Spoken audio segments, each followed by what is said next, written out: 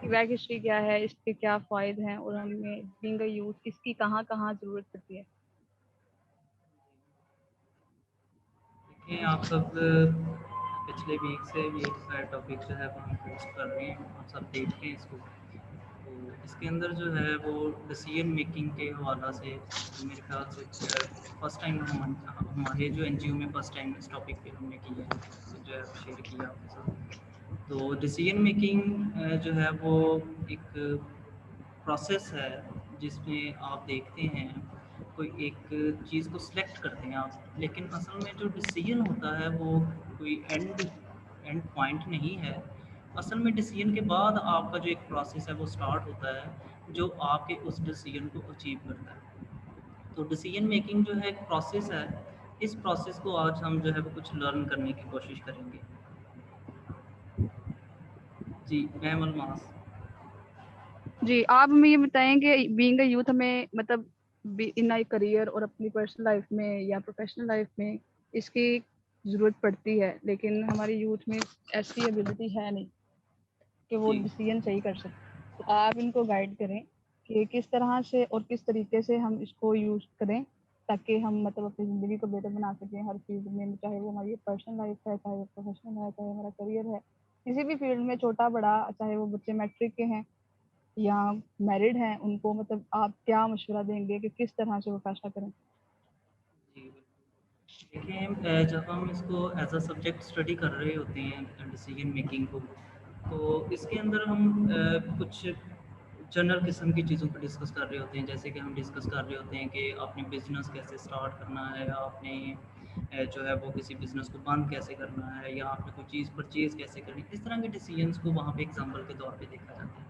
लेकिन जब मैंने इसको लर्न किया तो मैंने ऑब्ज़र्व किया, जो मेरी फाइंडिंग्स हैं वो ये थी कि हम इसको रियल लाइफ में भी जो है अपने रिलेशंस में और any field of the life हम जो है इसको इम्प्लीमेंट कर सकते हैं। तो आज मैं कोशिश करूँगा कि हम इसी तरह के कुछ एक एग्जांपल्स जो हैं उसको देखें।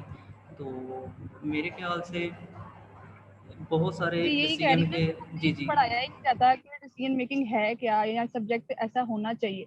जहाँ हम बच्चे को जी सारी बुक्स पढ़ा रहे हैं, साम्यान, मुतालिया मतलब हर फील्ड उर्दू, इंग्लिश जो मतलब ज़रूरी भी नहीं है, छोटे से बच्चे को कंप्यूटर लगा दी जाती है, वहाँ पे इनको ये नहीं बताया जाता कि आपने आगे कैसे बढ़ना है या आपने अपना वे कैसे ढूँढना है। जी तो इस हवाले से आप बताएँ कि आप क्या कहेंगे? जी देखिए एज अ सब्जेक्ट जो है ये पढ़ाया जाता है, लेकिन एमएस लेवल पे बड़ी क्लासेस में पढ़ाया जाता है। मैनेजमेंट के स्टूडेंट्स पढ़ते हैं ज़्यादातर इसको। बाकी स्टूडेंट्स को नहीं पढ़ाया जाता, क्योंकि ज़्यादातर लोग समझते हैं कि डिसीजन की सबसे ज़्यादा अहमियत जो वो बिजनेसेस में ही है। बिज़नेस लेकिन में जी, जी, बिल्कुल वही ना। जी, मतलब जी मेरी फील्ड में मैंने कभी भी ऐसा कोई सब्जेक्ट पढ़ा ही नहीं है। जी ऐसे ही है। तो मैंने भी जी, जब बैचलर्स तक जब इंजीनियरिंग में था तो हमने भी ऐसा कोई सब्जेक्ट कभी नहीं पढ़ा था। लेकिन और मैनेजमेंट में मज़े जब स्टडी की है तो फिर मैंने पढ़ा इसको। की बात ये है कि मैंने एक फील्ड में पढ़ा ही नहीं है। मैंने कभी मैट्रिक बायो में पढ़ा है, इंटर मैंने हुँ, मैथ में पढ़ा है, आगे मैंने कंप्यूटर की फील्ड ली है, लेकिन तीनों में मुझे कोई कहीं भी ऐसी चीज़ नहीं बताई गई कि आपने बेटा एक लाइन में जाना है। मुझे कहते थे जहाँ मर्ज़ी चले जाओ। जी। चलें आज हम इसी चीज़ को थोड़ा डिस्कस करने की कोशिश करेंगे। और मैं अभी स्क्रीन शेयर करना चाह रहा हूँ, तो मेरे ख्याल से आप सब जो है वो अपने मोबाइल को ज़रा केयरफुली देखिएगा।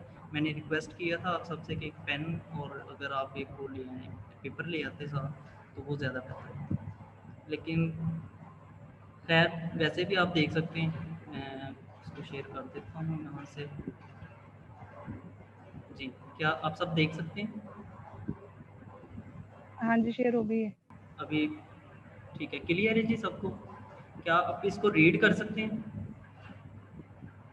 जी। जी, मेरे इंट्रोडक्शन के लिए जी, मैं सरगोधा इंस्टीट्यूट ऑफ टेक्नोलॉजी में as a head of department काम कर रहा हूँ, और YWP में एज अ वाइस प्रेसिडेंट काम कर रहा हूँ।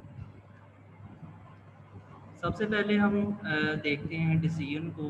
तो इसके अंदर जो है वो एक कंक्लूजन है, एक रेजोल्यूशन है, जिसके बाद आप किसी भी यानी कि रेजोल्यूशन पे जब पहुंचते हैं तो वो किसी कंसंट्रेशन के बाद, कंसंट्रेशंस के बाद किसी कंक्लूजन पे पहुंचना, जो यही एक डिसीजन की डेफिनेशन है। लेकिन असल में जो डिसीजन मेकिंग है, क्योंकि हमारा टॉपिक डिसीजन मेकिंग है, तो हम डिस्कस डिसीजन मेकिंग के बारे में करेंगे जो कि एक प्रोसेस है। तो बहुत सारे प्रोसेसेस हैं जिसके साथ आप जो है वो बहुत सारी अप्रोचेज़ हैं जिसके साथ आप जो है डिसीजन कर सकते हैं।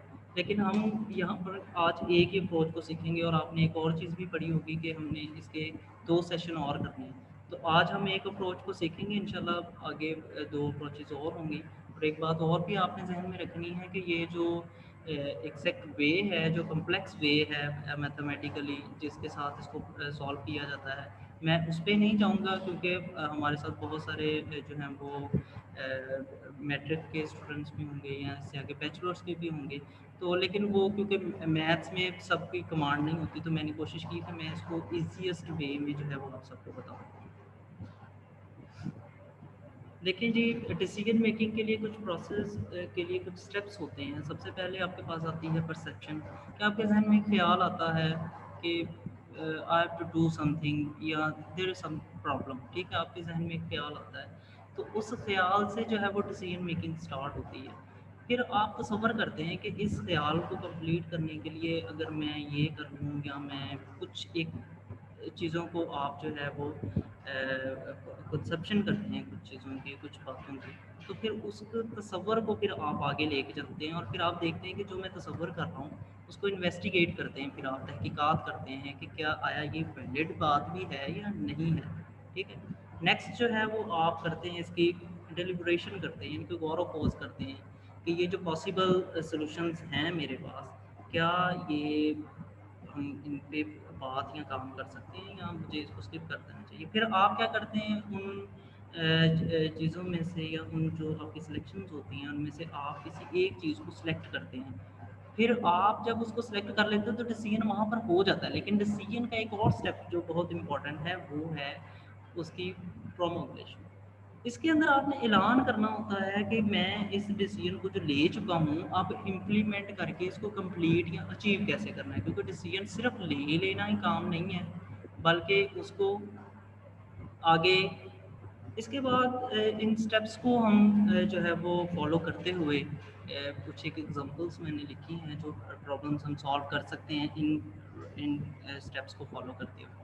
तो स्टार्ट और क्विट अ जॉब, आप कोई जॉब स्टार्ट करना चाहते हैं, न्यू जॉब या कोई जॉब जो है वो आप कर रहे हैं उसको छोड़ना चाहते हैं, तो उसके बारे में आप डिसीजन लेना चाहते हैं। आप कोई रिलेशनशिप स्टार्ट करना चाहते हैं, ठीक है, तो उसके बारे में आप डिसीजन ले सकते हैं। आप कोई घर खरीदना चाहते हैं या कोई भी चीज़ आइटम जो है वो ख़रीदना चाहते हैं, तो उसके लिए आप डिसीजन ले सकते हैं। उसके अलावा आपने बिज़नेस स्टार्ट करना है, उसके लिए डिसीजन कर सकते हैं। आपने किसी यूनिवर्सिटी में एडमिशन लेना है, उसके लिए भी आप डिसीजन कर सकते हैं। तो ये कुछ एक एग्जांपल्स हैं, जनरल एग्जांपल्स हैं जिन पे आप जो है वो कर रहे होते हैं।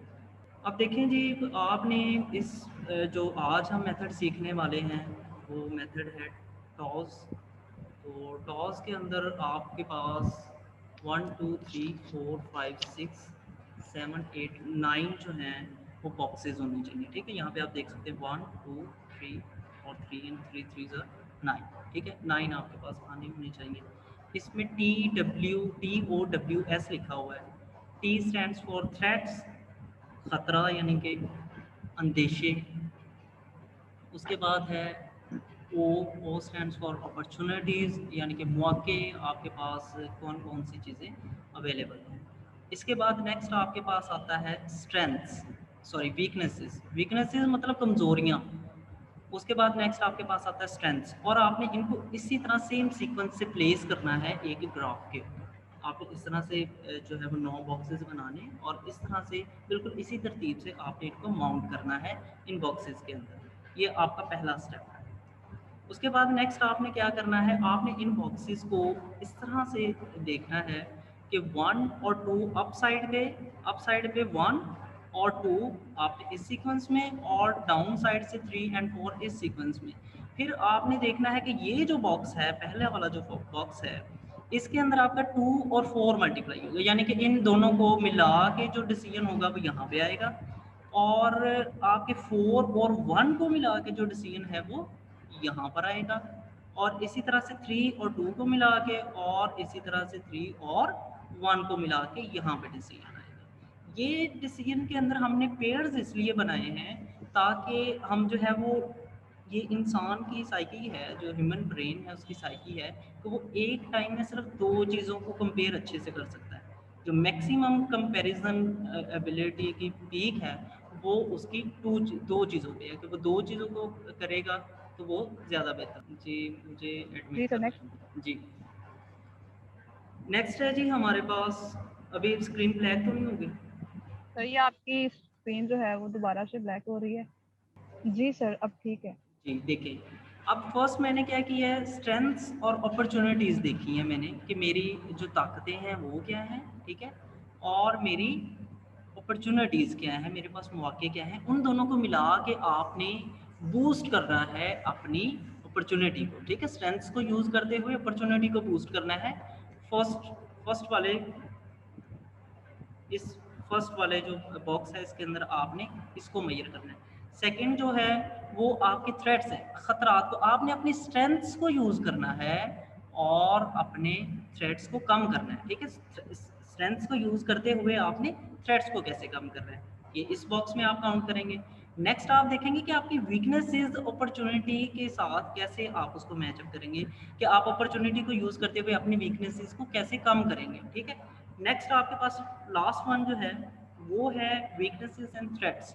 वीकनेसेस एंड थ्रेट्स को आपने कैसे मिनिमाइज करना है, ठीक है, आपने कम से कम कैसे करना है, ठीक है। यहाँ पे ये मैक्स मैक्स का बॉक्स है, आपका पहला बॉक्स मैक्स मैक्स है, यानी कि दोनों को बढ़ाना है।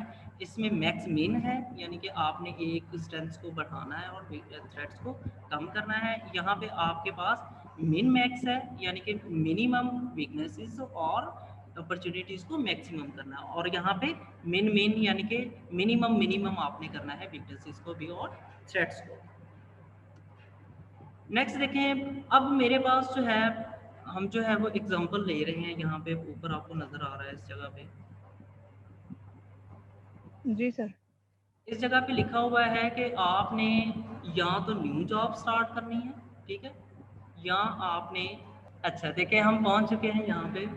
अभी हम बात कर रहे हैं कि हम एक डिसीजन लेना चाह रहे हैं जिसमें मैं एक न्यू जॉब की ऑफ़र हुई है मुझे, ठीक है, मैं अपनी एग्जांपल दे रहा हूँ कि एक न्यू जॉब की मुझे ऑफ़र हुई है और मैं इस कश्मकश में हूँ कि मैं अपनी पुरानी जॉब को कीप करूँ या मैं न्यू जॉब पे शिफ्ट कर जाऊँ, ठीक है।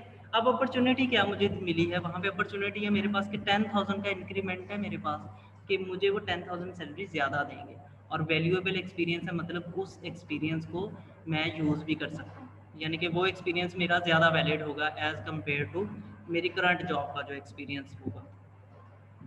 उसके बाद नेक्स्ट आपके पास यहाँ पे लिखा हुआ है थ्रेड्स। ये देखिए, अब थ्रेड्स वाली साइड पे देखें कि वो आपको 1 ईयर का प्रोबेशन दे रहे हो। 1 ईयर प्रोबेशन पीरियड मतलब इट्स टू डेंजरस कि वो 1 साल तक आपको परमानेंट ही नहीं करेंगे। तो 1 साल तक आप परमानेंट नहीं होंगे तो मतलब आपकी जॉब जो है वो डेंजर में है 1 ईयर तक, जब मर्ज़ी वो आपको निकाल सकते हैं। नेक्स्ट मेरे पास है कि वो आपको जो है आप, यानी कि आपको एक ख़तरा ये भी है कि आपकी जो प्रेजेंट जॉब है वो भी जाती रहेगी और वो भी जॉब जाती रहेगी, ठीक है। तो मैंने दो चीज़ें ली हैं, इसके अलावा और भी बहुत से जो है वो फैक्टर्स हो सकते हैं जो आप इसके अंदर काउंट कर सकते हैं। तो मैंने मैट्रिक्स को ईजी रखने के लिए जो है वो दो लिए। स्ट्रेंथ्स की बात करते हैं हम लोग, हैविंग गुड नॉलेज, तो मुझे पता है कि जो मेरी न्यू जॉब है उसके लिए मेरा अच्छा नॉलेज है और कैन लिव हॉस्टल और मैं हॉस्टल में रह सकता हूँ, मेरे लिए ये कोई प्रॉब्लम नहीं है। तो ये मेरी स्ट्रेंथ्स है, मैंने 2 स्ट्रेंथ्स बस ली हैं। उसके बाद नेक्स्ट मेरी वीकनेसेस है, मतलब मैं एग्रेसिव बहुत जल्दी हो जाता हूँ और मेरी इमोशनल अटैचमेंट है विद प्रेजेंट जॉब, कि मैं अपनी प्रेजेंट जॉब को जो है वो छोड़ने के लिए मुझे दुःख होगा, यानी कि मेरी यहाँ पे ज़्यादा वो इन्वॉल्वमेंट ज़्यादा। तो ये हमारे पास जो है वो एक काउंट हो गया जिसके अंदर हमने अपनी अपॉर्चुनिटीज़, थ्रेट्स और अपनी स्ट्रेंथ्स और वीकनेसेस को काउंट कर लिया। ये हमारा फर्स्ट स्टेप था। उसके बाद नेक्स्ट है हमने इनको कंपेयर करना है, ठीक है। मैंने आपको जैसे पहले स्टार्ट में बताया था कि अपॉर्चुनिटीज़ वर्सेस स्ट्रेंथ्स को आपने क्या करना है, कंपेयर करना है। यहाँ पे देखिए अपॉर्चुनिटीज़ वर्सेस स्ट्रेंथ्स, यानी कि ये वाली साइड और ये वाली साइड, ये देखिए इस तरह से मैं इसको यहाँ पे कंपेयर कर रहा हूँ। अब कंपैरिजन ये कहता है कि मेरे पास 10,000 का इंक्रीमेंट है और मेरे पास गुड नॉलेज भी है और मैं हॉस्टल में भी रह सकता हूँ और ये एक्सपीरियंस भी वैल्यूएबल है। तो मैंने इन दोनों चीज़ों को, अपनी स्ट्रेंथ्स को, अपॉर्चुनिटीज़ को कैसे बूस्ट करना है। तो इसके अंदर मेरे पास बूस्टिंग पॉइंट क्या है कि मैं सैलरी, मुझे मेरी सैलरी अच्छी हो जाएगी और मेरा फ्यूचर भी सिक्योर हो जाएगा। ये तो एक बात होगी। उसके बाद नेक्स्ट आते हैं मेरे पास थ्रेट्स। थ्रेड्स को और स्ट्रेंथ्स को अब मैं कंपेयर करने वाला हूँ। ये देखिए थ्रेड्स और स्ट्रेंथ्स को, यहाँ से ऊपर और इस साइड से ये स्ट्रेंथ्स, ठीक है। इसको मैंने लिया यहाँ से। अल्मास आप म्यूट कर काइंडली दें। अपने माइक म्यूट कर दें सारे प्लीज।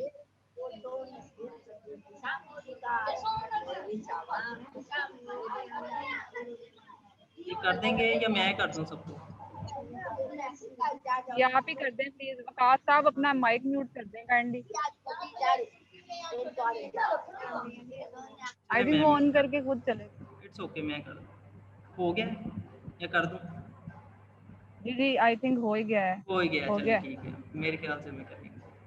चलो बेहतर हो गया। ये स्क्रीन फिर से हो गई है सर। जी मैं कर देता हूँ। हो गया हो गया। अभी देखें, अब नेक्स्ट हम बात कर रहे हैं थ्रेड्स पे और स्ट्रेंथ्स पे, ठीक है। अब मेरे पास थ्रेड्स ये हैं कि 1 ईयर का प्रोबेशन पीरियड है, ठीक है, और मेरी जॉब पिछली भी जा सकती है, ठीक है, और मेरे पास गुड नॉलेज और हॉस्टल में रहने की स्ट्रेंथ्स है, ठीक है। तो मैं क्या कहता हूँ कि बी कॉन्फिडेंट, मतलब अगर मैं कॉन्फिडेंट रहूँगा तो मैं 1 साल स्टे कर सकता हूँ, ठीक है। ये मैं इस चीज़ का एक सोल्यूशन निकाल रहा हूँ, ठीक है। उसके बाद है get 1 month no salary leave. एक मेरे पास ये भी सोल्यूशन है, यानी कि थ्रेट को कम करने का एक ये भी सोल्यूशन है कि मैं अपनी जो मेरी पुरानी जॉब है ना, मैं उनको कहता हूँ कि मुझे 1 मंथ सैलरी ना दें, मुझे 1 मंथ की छुट्टी दे दें। तो मैं न्यू जॉब जो है उसको जाके ट्राई करता हूँ, अगर 1 मंथ में मैं एडजस्ट हुआ तो ठीक है, अदरवाइज़ वापस आ जाऊँगा। तो ये भी एक सोल्यूशन अवेलेबल है मेरे पास, ठीक है। उसके बाद मैं नेक्स्ट आता हूँ जी वीकनेसेस पे। Weaknesses and opportunities. अब मैंने अपनी अपॉर्चुनिटीज़ को यूज़ करते हुए वीकनेसेस को कैसे कम करना है, ठीक है, इस पे डिसीजन है। मैं एग्रेसिव हूँ और यहाँ पे मुझे इंक्रीमेंट अच्छा मिलेगा और एक्सपीरियंस भी अच्छा मिलेगा। ये 2 चीज़ों को कंपेयर कर रहा हूँ कि मैं यहाँ पे देखें जी, कंसंट्रेट ऑन फ्यूचर गोल्स। अगर मैं फ्यूचर गोल्स पे कंसंट्रेट करूँगा तो ऑब्वियसली मेरे एग्रेसिवनेस का लेवल जो है वो कम होगा, ठीक है। ये मैंने अपनी अपॉर्चुनिटी को अपनी वीकनेसेस पे जो है वो वीकनेस पे जो है उसको यूज़ किया है कि मैं अपनी अपॉर्चुनिटी को देखते हुए वीकनेस पे काबू पाने की कोशिश करूँ। Gate ready for new people, यानी कि अपने आप को समझा लूँ कि नए लोगों के साथ एडजस्टमेंट कर लूँ। तो खैर ईजी नहीं होता। नेक्स्ट है हमारे पास वीकनेसेस एंड थ्रेट्स, यानी कि ये वाला फैक्टर यहाँ पे और ये वाला फैक्टर यहाँ, ठीक है। वीकनेसेस और थ्रेट्स को मैंने उठाया और मैंने कहा कि मेरे पास जो वीकनेसेस है एग्रेसिवनेस है और इमोशनल अटैचमेंट है मेरी प्रेजेंट जॉब के साथ। 1 ईयर प्रोबेशन पीरियड है और मेरी जॉब पुरानी जा सकती है, ठीक है। मैंने इन दोनों जो पॉइंट्स हैं उनको, इन दोनों फैक्टर्स को उठाया और मैंने सोल्यूशन ये निकाला कि be humble at least for 1 year. अपने दिल को ये समझाया कि 1 साल तक बेटा सब्र कर लें, तो उम्मीद है कि आप आगे फिर आपकी मौज हो जाएगी, लेकिन देखते क्या होता है। उसके बाद है जी लेकिन पे सर सम एक फ्री चीज है। सर्विसेज जी। जी जी एक चीज है, आपने इन सारे प्रोसीजर में ये हमें कहा है कि हमने जॉब करनी ही करनी है। ये भी तो कहे ना कि हमने ये नई जॉब पे नहीं जाना, हमें ये भी तो फेवर देना आप। आप देखें सिर्फ मैं आप इसी हमें इस तरफ लेके जा रहे हैं कि हमने करनी करनी है। आप देखें मैं आपको खुद को यही बताने तसल्लियां दे जा रहे रहा हैं आप। हूँ। अलमास देखें, ये असल में यहाँ पे बात ख़त्म नहीं होती, ये तो जस्ट आपकी डाटा गैदरिंग है।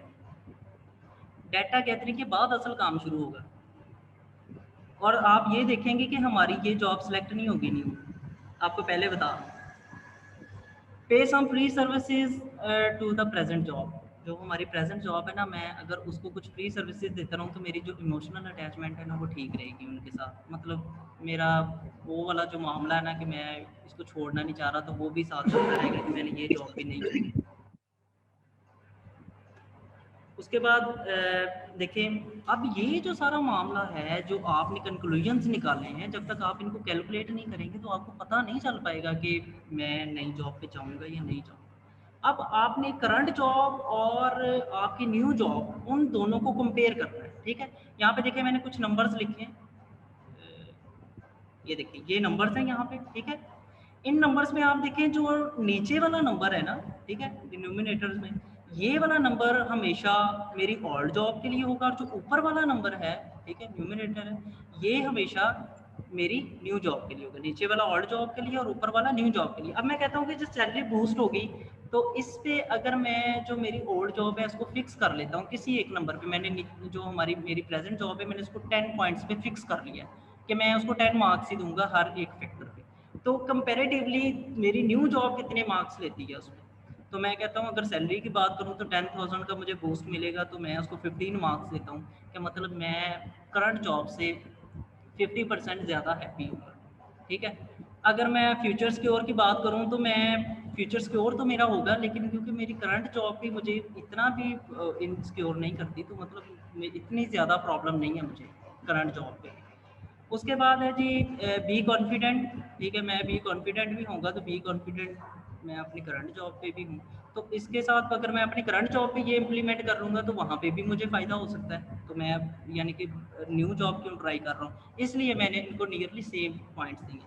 Get 1 month no salary leave, तो 1 मंथ नो सैलरी लीव लूँगा तो ना मेरी न्यू जॉब पे कोई फ़र्क पड़ेगा और ना ही ओल्ड जॉब पे कोई फ़र्क पड़ेगा। इसलिए मैंने इन दोनों को या तो मैं ज़ीरो कर सकता था, या मैंने इन दोनों को 10-10 कर दिया, यानी कि बोथ साइड इक्वल हो जाएंगी, तो ये कंपेयर ही नहीं होगा उसके अंदर।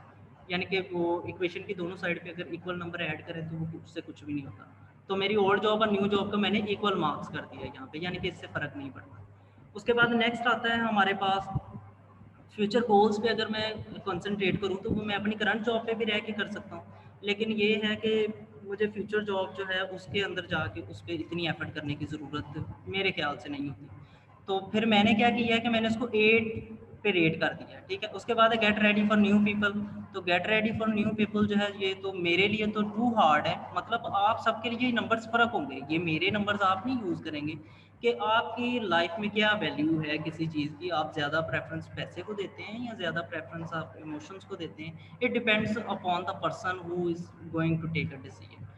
ठीक है, तो get ready for new people, तो मेरे लिए तो न्यू पीपल्स के लिए रेडी रहना जो है वो थोड़ी प्रॉब्लम होगी। तो मैं कह रहा हूँ कि मेरी करंट जॉब पे जो पीपल है मैं उनके साथ ही एडजस्ट कर लूँगा, तो इसलिए मैंने इसको लोएस्ट रेट किया। उसके बाद है G be humble at least for 1 year. ठीक है, 1 ईयर तक मैं हम्बल वहाँ पे रहूँगा तो मेरा काम तो बन जाएगा, लेकिन एक साल तक बर्दाश्त करना भी ईजी नहीं है। तो आई नो माई सेल्फ कि ये मेरे लिए प्रॉब्लम होगी, तो इसलिए मैंने इसको न्यू जॉब पे कम रेट किया है, और करंट जॉब पे अगर मैं यही जो है वो हम्बलनेस जो है वो कर लूँ, ट्राई कर लूँ, तो मतलब मैं इस पे ज़्यादा अच्छा स्कोर कर सकता हूँ। उसके बाद है जी पे फ्री सर्विसेज ऐड, तो इसको मैंने 10-10 कर दिया कि अगर मैं न्यू जॉब पे जाके ओल्ड जॉब को भी सर्विसेज दे रहा हूँगा तो उससे ना न्यू जॉब को कोई फ़र्क पड़ेगा और ना ही ओल्ड को पड़ेगा, इसलिए मैंने इन दोनों को इक्वल स्कोर कर दिया। अब देखिए, जो आपकी ओल्ड जॉब के सारे नंबर्स हैं उनको ऐड आपने कर लेना है, और जो न्यू जॉब के ऊपर ऊपर वाले नंबर्स हैं उन सबको भी आपने ऐड कर लेना है। इन सबको ऐड करके जब आप इनको डिवाइड करेंगे तो आपके पास एक परसेंटेज आ जाएगा। इस परसेंटेज पे आपका डिफरेंस, क्योंकि टोटल 100% ही होता है हमेशा, तो जो डिफरेंस आएगा वो डिफरेंस बताता है कि आपकी न्यू जॉब से ओल्ड जॉब के दरमियान कितना डिफरेंस है। तो 16% डिफरेंस के लिए मैं कभी भी अपनी ओल्ड जॉब नहीं छोड़ूंगा। जो मेरी प्रेजेंट जॉब है मैं उसको कभी भी 16% के डिफरेंस के लिए नहीं छोड़ूंगा, इसलिए मैं नई जॉब पे नहीं जाऊंगा, पुरानी जॉब पे ही रहूँगा। तो इट डिपेंड्स कि ये इस 16% पे भी आपका डिसीजन क्या होगा। ये ये कोई बेंच मार्क नहीं है कि आपने नंबर्स पे डिसीजन लेना है। तो डिसीजन जो है वो आपकी पर्सनैलिटी के हिसाब से होता है। समटाइम हम ऐसा करते हैं, डिसीजन रॉन्ग कैसे होते हैं, रॉन्ग ऐसे होते हैं कि मैंने देखा बस 10,000 इंक्रीमेंट है और मैं चुप करके चला गया, बाकी सब सारे फैक्टर मैंने नहीं देखे। तो बाकी फैक्टर्स जब मैं नहीं देख रहा होता तो फिर उस जॉब पे जाने के बाद मुझे मजबूरन वो भी लीव करनी पड़ती है। ये मेरा पर्सनल एक्सपीरियंस रहा है एक बार। तो मैंने जॉब यहाँ से लीव की और मैं लाहौर में गया, और लाहौर में मैंने 4 मंथ सिर्फ जॉब की, और लाहौर के जो लोग थे उनके साथ मेरी एडजस्टमेंट नहीं हो सकी, तो मैंने लीव करके पुरानी जॉब पे फिर दोबारा प्रेजेंट जॉब पे आ गया। तो ये जो है वो चीज़ बड़ी ज़रूरी होती है कि आप सारे फैक्टर्स को एक बार मेजर करें, ताकि आपको अपने डिसीजन पे जो है वो बाद में मसला ना हो, और आप अपने डिसीजन पे जो है पछताना ना पड़े आपको, और आपको यानी कि जो रिग्रेशन फैक्टर है वो आपका कम से कम रहे, यानी कि आपको अफसोस कम से कम रहे इन चीज़ों पे। जी, आई एम डन। अभी आप लोग इसी चीज़ के हवाले से इसको हम थोड़ा सा रिव्यू कर लेते हैं, और उसके बारे में आप फिर अपनी क्वेश्चंस कर लें।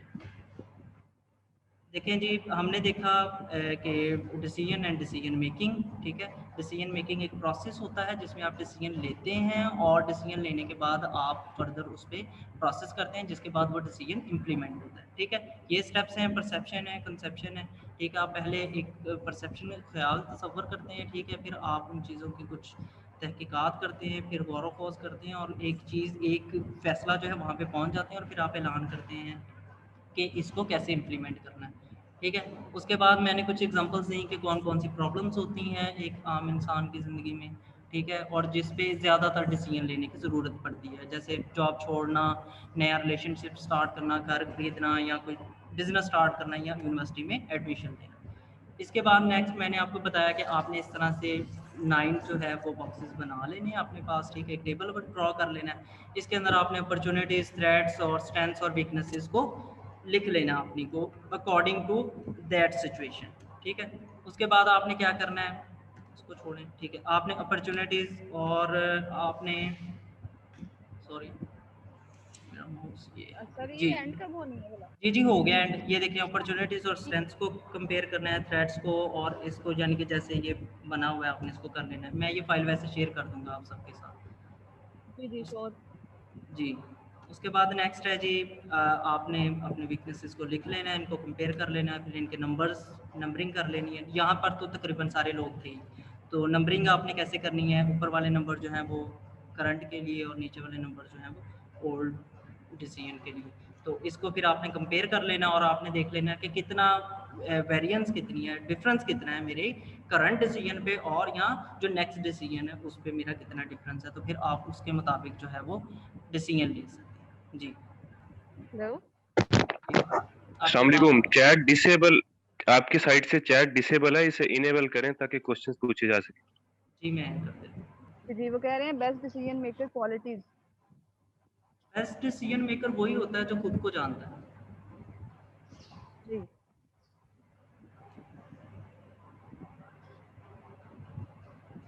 नेक्स्ट क्वेश्चन है।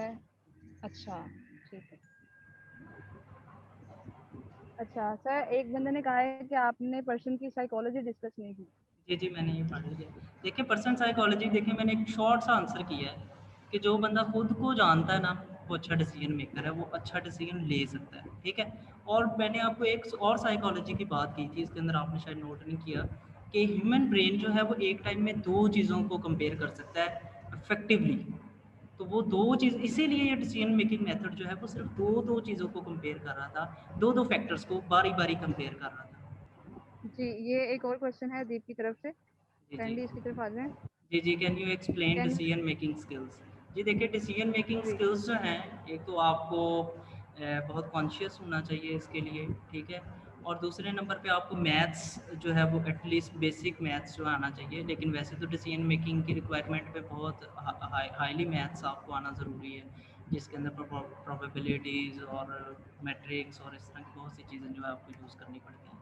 लेकिन ये है कि कम से कम आपको बेसिक मैथ्स आना चाहिए, और नंबर्स के साथ आप जब डिसीजन लेते हैं तो वो ज़्यादा बेहतर रहता है। इसके अलावा आपको जो है वो दूसरे चीज़ों को परसेप्ट करना चाहिए, परसेप्ट करना आना चाहिए कि मतलब कोई बंदा अगर आपको कोई बात या इन्फॉर्मेशन डिलीवर कर रहा है तो आप उसको रॉन्ग परसेप्ट ना करें। अगर आप इन्फॉर्मेशन देने वाले बंदे की बात को अंडरस्टैंड नहीं कर पाएंगे तो मतलब वो गलत हो जाएगा सारा मामला। आप कुछ और कह रहे होंगे, अगला बंदा कुछ और कह रहा है। जी मार्फत और पताए खुदाबंदी को डिसीजन मेकिंग से। जी मेरे ख्याल से मैं आपको अगर अनम्यूट कर दूं तो हामिद अमीर साहब, तो आप मुझे इस पर बता दें, क्योंकि मुझे ये जो मार्फत और अताए खुदाबंदी है ना इस पे वो नहीं है, यानी कि इस वर्ड के मीनिंग का नहीं पता।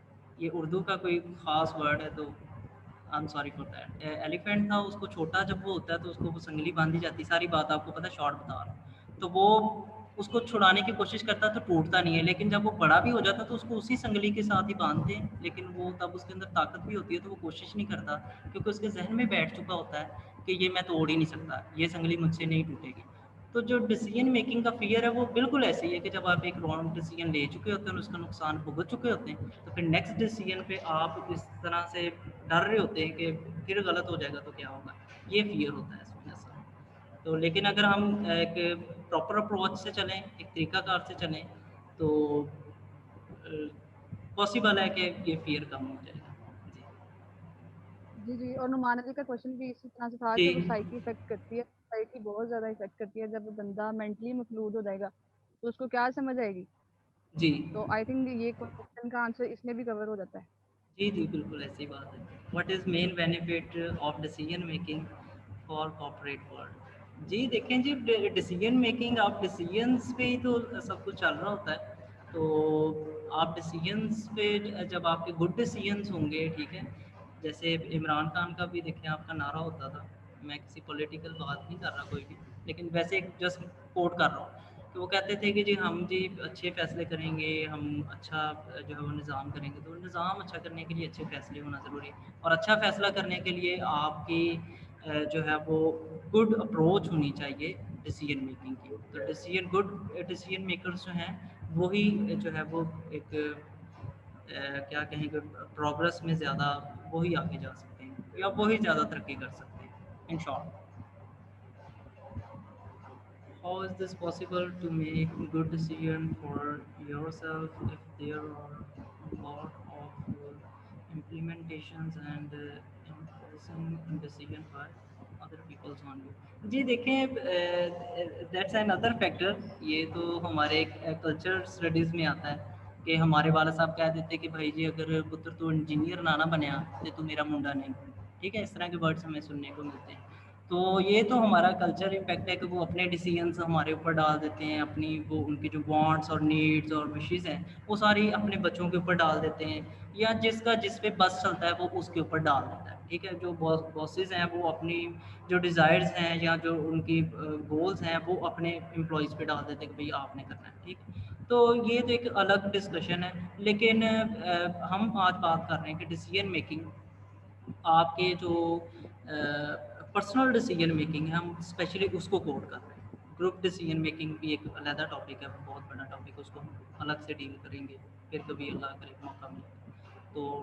इसके नेक्स्ट पर्सनल डिसीजन मेकिंग पे ही हम जो है वो 2 और टेक्निक्स जो है वो सीखेंगे इंशाल्लाह आगे। जी फरवा, आपका हो गया बेटा? नेक्स्ट किसी का कोई क्वेश्चन है कि तो काइंडली शेयर कर दें। Why confidence is important in decision making. जी कॉन्फिडेंस इम्पॉर्टेंट नहीं है, जस्ट वर्क इम्पॉर्टेंट है कि आपने जो वर्कआउट करना है डिसीजन के लिए, जो डाटा गैदर करना है वो आप अच्छे से कर लें, तो उसके अंदर आपको मेरे ख्याल से इतना ज़्यादा कॉन्फिडेंस की ज़रूरत नहीं पड़ती। जस्ट ज़्यादा ज़रूरी चीज़ जो है वो ये है कि आप जो है जी अभी मुझे आ गया मैसेज, तो यहाँ पे हमारे पास 5 मिनट्स रह गए हैं तो मीटिंग में। ठीक है, तो कॉन्फिडेंस ज़्यादा मैटर नहीं करता, आपकी डाटा गैदरिंग जो है मैटर करती है, और वो आप बगैर किसी जो है वो कॉन्फिडेंस के भी कर ही सकते हैं। जी विदाउट कर देखिए, सर्वाइवल इज़ समथिंग एल्स।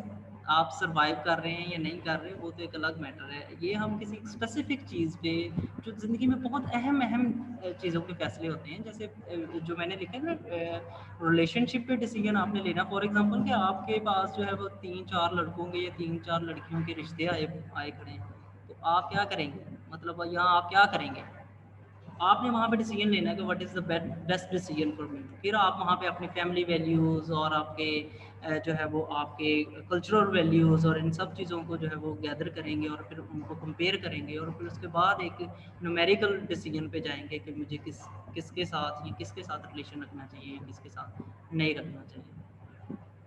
तो वो तो एक अलग से जो है वो डिस्कशन है, इसका डिसीजन मेकिंग के साथ कोई ताल्लुक नहीं है। Decision making is something else. Ji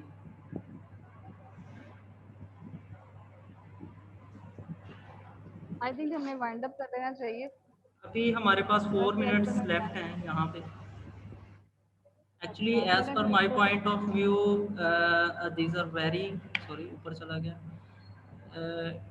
interconnected with each other। Ji they are interconnected, you are absolutely right, I agree with your point, लेकिन मैं ये बात कहना चाह रहा हूँ कि we are not here for this point। हम एक बात पे कंसंट्रेट कर रहे हैं, वो है कि आपने कोई पर्टिकुलर जो है वो एक डिसीजन लेना है, तो हम उसकी बात कर रहे हैं। हम इस चीज़ पे नहीं जा रहे कि मतलब वो जो आपके कॉन्फिडेंस और इस तरह के बैरियर्स पे हम बात नहीं कर रहे।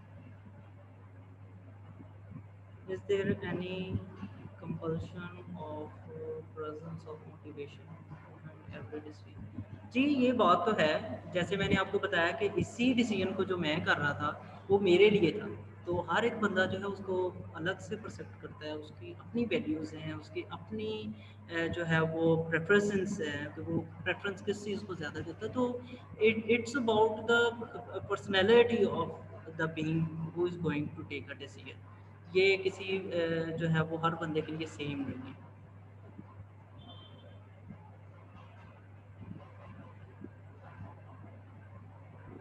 जी, मेरे ख्याल से अभी हम इसको वाइंड अप करते हैं।